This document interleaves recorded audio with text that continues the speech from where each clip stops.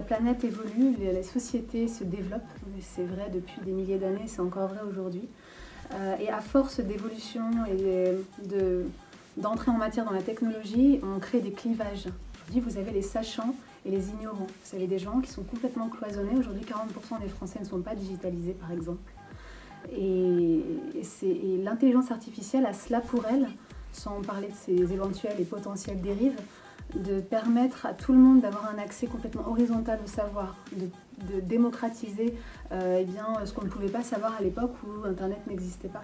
Donc une intelligence artificielle aujourd'hui, elle a cela pour elle de pouvoir comprendre, comme c'est le propre d'une intelligence artificielle, de réfléchir et de prendre une décision en sachant qu'ici il y a des besoins et je vais alerter les compétences nécessaires pour combler les manques.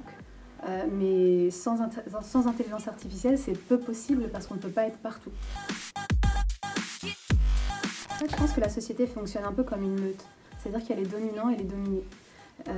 Et si les dominants ont des tendances et des ambitions négatives, ça n'ira pas.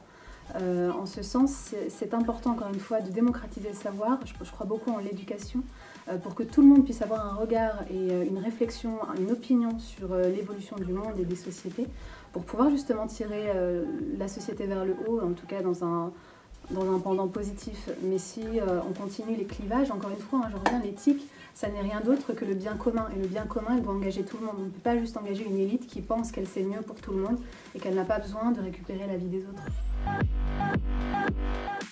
Je m'inspire de plein de gens et ça peut être n'importe qui.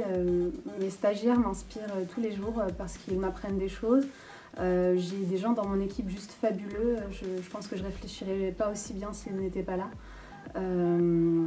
J'ai une maman qui ne comprend même pas mon métier mais qui m'inspire énormément. Finalement, la technologie, c'est quelque chose de très instinctif, c'est quelque chose de très naturel.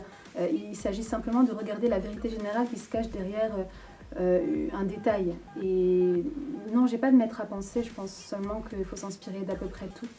Et avoir un seul maître à penser, ça me fait penser un peu au gourou. En revanche, quand on arrive à marier de la ressource qu'on peut puiser un peu partout, c'est comme ça qu'on devient beaucoup plus intelligent. C'est quand on met en perspective plein de regards et plein d'avis différents.